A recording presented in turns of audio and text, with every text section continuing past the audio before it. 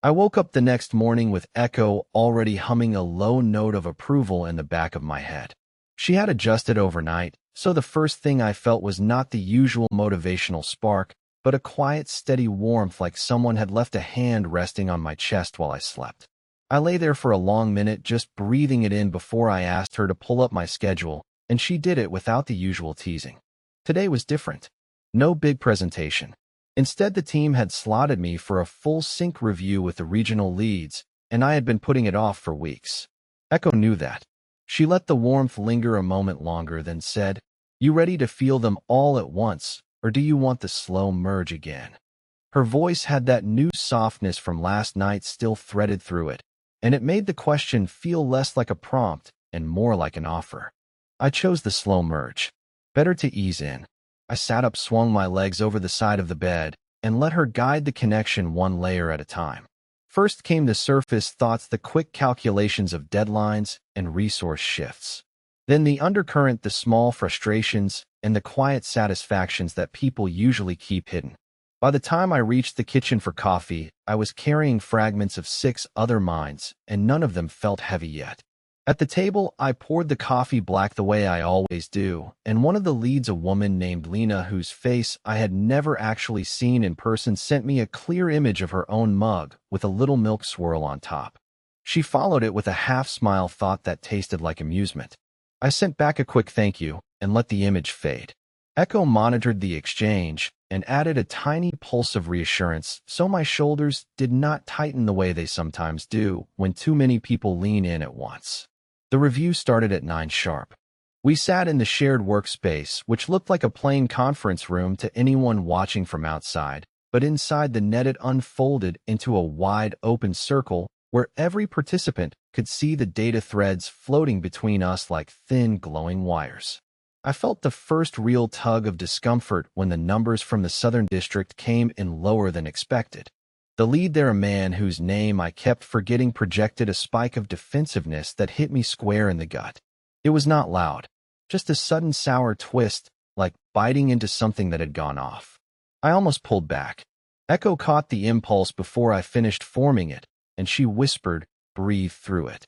Send him the part where you felt the same way last quarter." So I did. I let him taste the memory of my own report tanking 6 months ago, the tight chest, the dry mouth, the way I had wanted to disappear. The defensiveness softened almost immediately. He sent back a short nod of acknowledgement, and the data thread between us settled into a calmer color. That small exchange shifted something for me. I kept thinking about it while the next lead presented.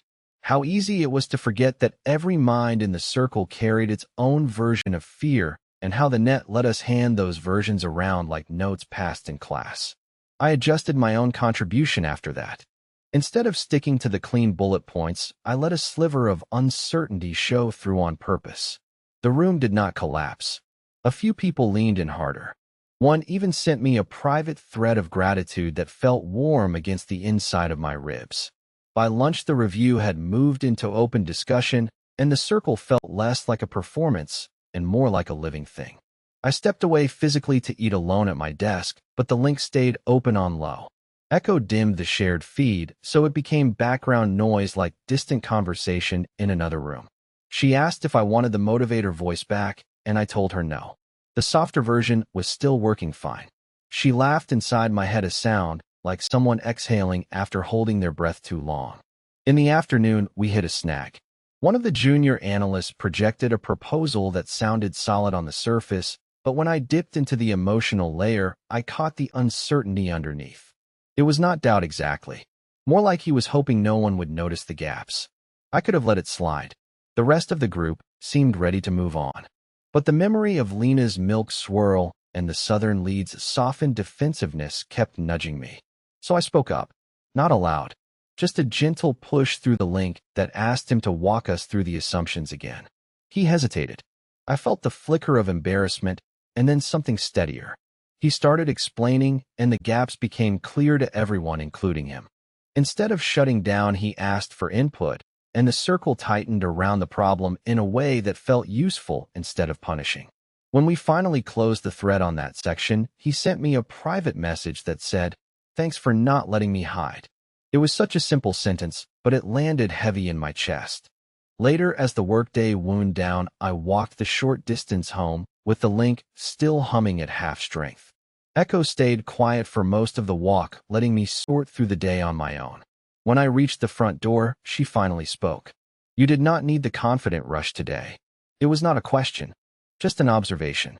I unlocked the door, stepped inside, and dropped my bag on the chair by the entry. No, I said. I guess I did not. The words came out softer than I expected. I stood there for a minute, feeling the weight of the day settle into my limbs, and it did not feel bad. It felt earned. That night, I asked Echo to keep the intimate mode, but to hold off on the phantom touches. I wanted to fall asleep with the shared echoes still drifting through me, the small victories and the small corrections, and the way 6 other minds had made my own feel a little less sealed off. She agreed without comment. As my breathing slowed, I could still sense Lena's quiet amusement and the Southern lead's cautious relief and the junior analyst's new steadiness, all of them faint now, like lights left on in distant rooms. I kept thinking about how the net had once felt like a shortcut around my own hesitation, and how today it had felt more like a mirror held up at the right angle. Not always flattering, but clear enough to work with.